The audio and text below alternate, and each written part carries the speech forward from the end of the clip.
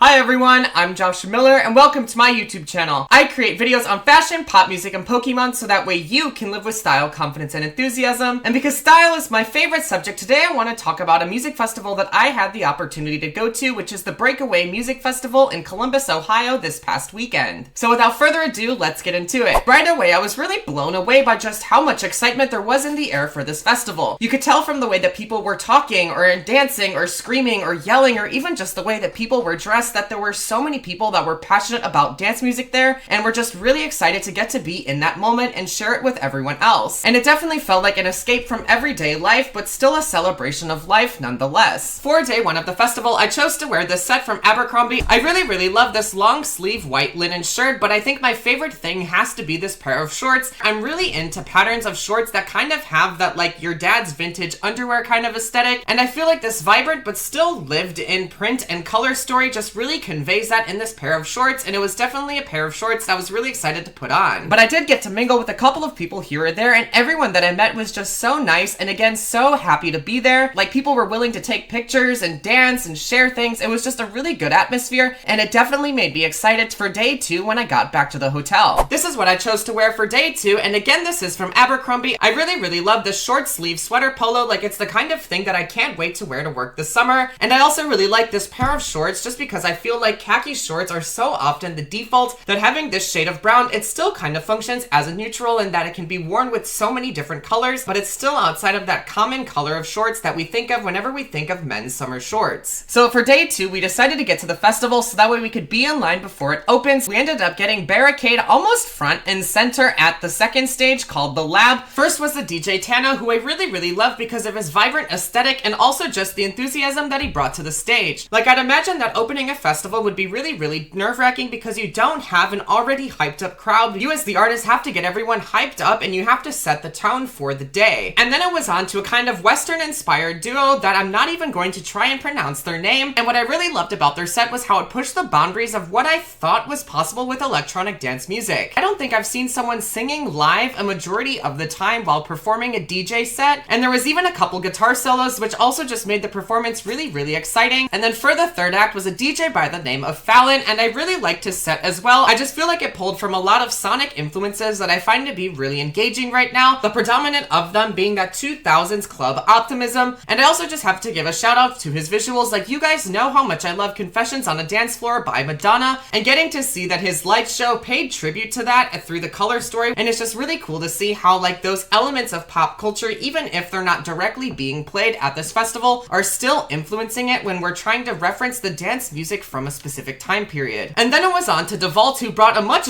darker and a little bit more 90s of an aesthetic to the stage. Allan played a really good set as well, but I did go to the bathroom during it, so I don't really have a lot of full thoughts for me to give you. And then the finale of this stage was just so incredible, like seeing that there were 4 ballerinas that were brought on stage. Like, we weren't just getting to hear a DJ set, we were brought into an entire theatrical world, and just the girls were so nice. They were so interactive with the crowd, and they could definitely tell, and they were very responsive to our energy, which just made it feel like a really special moment. And I just remember there were so many times during the set where I was like, I wish that this moment could live forever because it just felt that authentic and that special. But overall, just reflecting on the experience that I had this weekend, it definitely taught me that I need to make more of an effort to prioritize in-person and live music events moving forward. While music is something that I've always been passionate about, and I try and bring that passion into every single piece of content or analysis that I do on music, there is a macro cultural element to music that can only really be experienced in person. So as I plan for how I want to spend my discretionary income over the next couple of years and the kinds of experiences that I want to prioritize getting, I'm definitely going to make a better effort to